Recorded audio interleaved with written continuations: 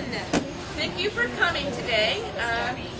I'm Allison Hoffman, Director of the Dominguez Rancho Adobe Museum, and it's our pleasure to present our first in our Living, Working, and Traveling on the Rancho lecture series for this year. And just before we start, kind of want to explain what's going on behind us. If you see this group over here, they are actually archaeology students from Cal State University, Dominguez Hills, and this is their third annual spring archaeological day. And what they found is last year they actually dug and found that they were on the edge of an old building. We don't know what's in the building, but we know the building does go back to the 1800s based on some of the buttons and fragments of leather they found.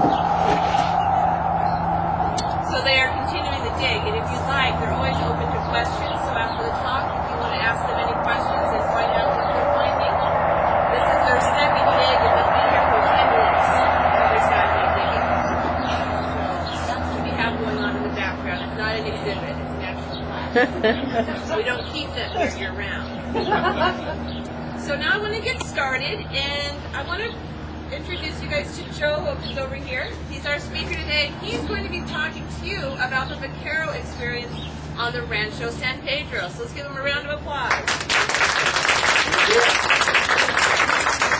Good afternoon, everybody. I'm Joe Lopez. I come from a working cowboy family from the state of New Mexico. I have a cousin here today that I haven't seen for a while. Eddie? That's me. Yeah. Anyway, my talk today is going to be basically on the California Vaquero. What was he all about? Who was he? What was his job? You know, a lot of people throughout history, all your Western movies, they're always being missed. They really haven't made a good movie about the history of southwestern Vaquero. California, Arizona, New Mexico, Texas, Chihuahua, Sonora, Baja. They were they were the first cowboys in the Americas. So I'm going to try to give you a little talk on what they did out here on the ranch, on this particular ranch here, Rancho San Pedro. Briefly, I want to give you a history of the man.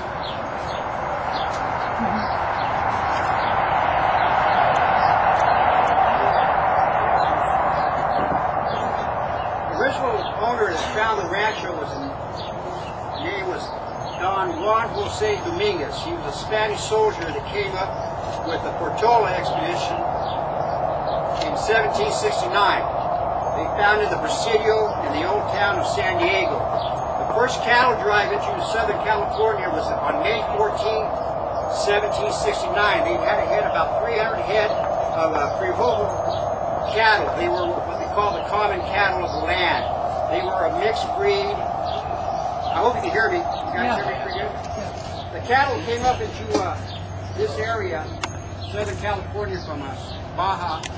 They were a mixed breed that came from Spain. There was part of the Andalusian steer and the North African steer that was combined and bred. And the purpose for that breeding was they made them a hardy cattle. They were strong, could endure. It was adaptable to the environment, especially the desert areas. And that's why they brought that cattle out in this area. By the time that Juan Jose Dominguez was granted this land grant of 75,000 acres of land by the King of Spain, King Carlos III, he had already acquired close to over 300 head of cattle from the Presidio of San Diego. He retired from the military after over 26 years as a Spanish soldier. He was on the Portola expedition in 1769. He was a reconnaissance, he was a scout, and one of the things that was most valuable with him, that they wanted him out here, was that he was an interpreter of a lot of the Native American dialect. He knew a lot of dialect from the Sinaloa area, the Sonora area, the Baja area. He knew a lot of the dialects of the native tribes here in California, so he was a very valuable person in this area. The military, the government, and the local civilians, they all needed him to interpret the tribes. So by 1784, he was granted this land, 75,000 acres of land, which pretty much takes up the whole basin of Los Angeles. The border expanded from the west to Pacific Ocean, the southern part of San Pedro Bay. The eastern part was where the Los Angeles River is today. And then the border, the northern border, was where I believe Rosecrans Avenue is. So you combine, that's about over 65,000 acres of land that he owned at one time. When he retired from the Presidio in San Diego, he brought up here in the head with a couple of friends of his, military friends of his, and he came out and he settled this area right here. He built a 2-room adobe about 300 feet, 300 yards, something like that, behind this the retirement home right here. And he started working his cattle. The only problem with that was he needed hired hands. He needed working cowboys. And who was the population here at that time? The Native Americans.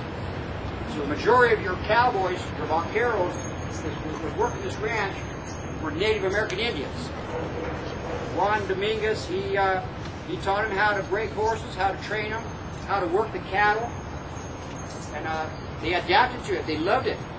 So in reality, your so-called cowboy or vaquero, the majority of them were Native American Indians, and they were good at it. They became experts at it. On this ranch, anywhere given time, there was anywhere from 75 working hands up to 200 or more people working the ranch.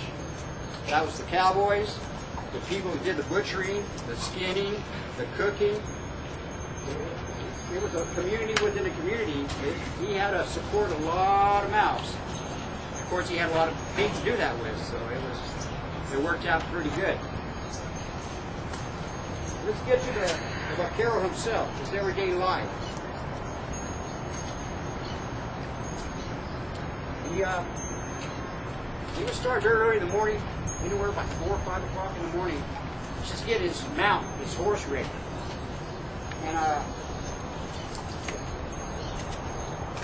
lot of your Western movies you see, throughout the movie you see the same cowboy riding the same horse, all throughout the movie, on a cattle drive for weeks and months.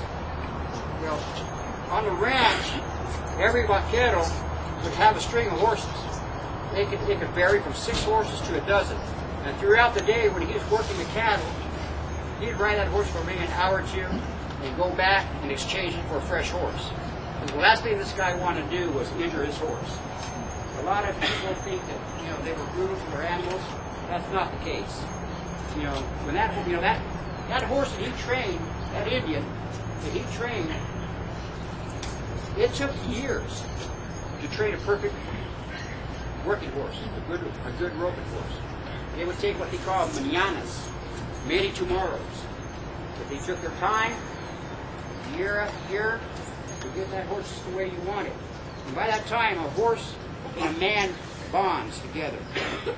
And that's a beautiful thing when you can get a 800-pound Mestino, a Mustang horse, to communicate with you. A man can't train a horse like you think he could. The horse trains the man. If you want a good horse, you got to learn how to communicate with that horse. And there's a Spanish saying is, the ears of a horse never lies. Now why is that? Because that's one of the ways an animal, a horse like that, can communicate with a human being. If you ever notice their ears, are there any horse people here? You ever watch the ears? Yeah. They tell you a lot. When a horse sees a stranger, a human being, their first instinct is, he's a predator. Why is that? Because we've got short ears. Now when a horse is mad at another horse, their ears go back on the side. So you can imagine what they're looking at when you're looking at two guys.